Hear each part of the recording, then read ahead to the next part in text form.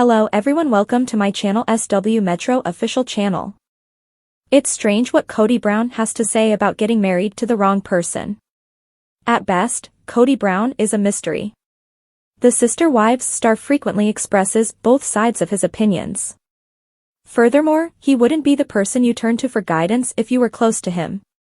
Even yet, Kody enjoys hearing his counsel even if he typically struggles to put a cork in it. When it comes to keeping wives, Kody is at a loss, but on the most recent episode, he shared some dubious advice with the audience, which made many of us believe he ought to have listened to himself. Kody and Meri Brown met at a church function when she was just 18. Christy, his sister, introduced the single mother to her future husband. Meri wrote, "I was a little taken with Kody right off the bat, in the family book. He had a great attitude and was definitely cute," Meri continued. "He made me feel at ease by being conversational and interacting with me in conversation." Even though he now disputes it, Kody also expressed interest in Meri during their meet-cute. "When I first met Meri, she was so adorable and kind that I found it hard to control my hopelessly romantic side," Kody revealed. "There was something remarkably pure about her. We might have been soulmates, I suspected." Before becoming engaged, Kody and Meri both felt that it was best to avoid any physical contact, such as kissing and hand-holding. However, they were married in 1990. Kody disclosed in season 19 that he had problems with Meri, who began to come across negatively. However, he chose to choose another wife despite the warning signs. Meri disclosed in Sunday's brand new Sister Wives episode that she had been given a release by the church. Meri was overjoyed to learn that she would not be bound to Kody in the afterlife. "I was granted what is called in our church a release, which is basically the equivalent of a divorce," Meri said to the cameras. Kody came off as relieved, despite Meri's apparent sadness over the breakup of her marriage. The two had just been living together for a few years. It was clear that Kody had no interest in interacting with Meri following her catfishing incident. However, she persisted for years in an attempt to regain the respect of her fellow wives. Even the other spouses noticed that Kody no longer showed her love and affection. Meri's prolonged stay was a mystery to everyone, but it was most likely due to her deep love for him. After Kody said in a confessional, "She is upset that I've dragged this out for so long," Meri realized it was time to move on. "I don't hold her accountable.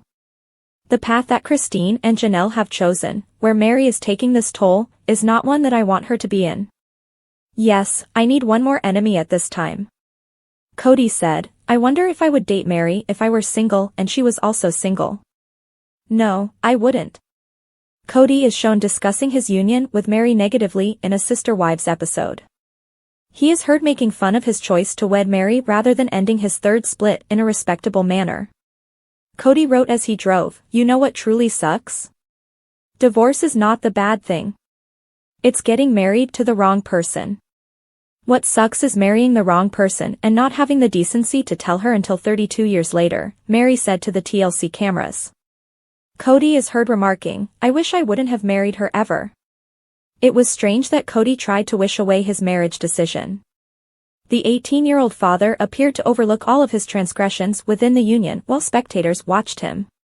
Kody may have attempted to help followers understand why he believed Meri was incorrect rather than behaving like a winner. And why would Kody wait for Meri at the end of the aisle if it's true that he never loved her? It simply doesn't seem nice. How not to love someone is the most important lesson to be taken away from Kody's selfishness. You may take that advice to the bank. Kody acknowledges he's bitter. This week's Sister Wives episode is perfect for you if you like seeing a delusional man put in his proper place. While the TLC hit reality show's episode last week focused on Christine Brown's wedding preparations with her beau, David Woolley, and Kody Brown and Meri Brown's relationship following their official dissolution, this week's episode continues the love fest between Christine and David, as well as Kody's degree of delusion. Christine is shown cooking dinner for David and her children at the beginning of the show. She notes that while some of her children are on the fence and feel they're going too quickly, others genuinely enjoy David. When she says she'll be preparing Japanese sundaes, the children appear enthusiastic. In addition, Christine jokingly requests that her children treat David with kindness. At the meal, Dawn will have the opportunity to meet David, who Gwendolyn has not yet met.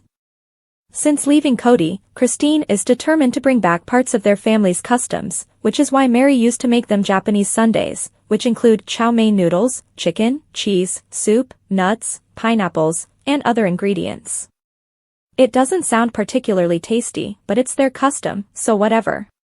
Although Christine is anxious, Dawn says he is eager to meet David and that he intends to establish the foundation for their family's functioning when he does. Christine acknowledges that their relationship is progressing quickly, and when David shows up, the children playfully make fun of her by saying, "Mom's boyfriend is here." The family talks about the wedding locations that David and Christine visited and if any of them will be big enough for their extravagant gathering. It turns out that David has a lot of guests on his side as well because some of his relatives were polygamists. Christine and David declare that October 21st has been chosen as their wedding date. They had chosen a wedding location and set a date, but they were still not legally engaged as of last week's show. Because spots fill up quickly, Christine advises getting a location in Moab, Utah, where they intend to get married, as early as possible.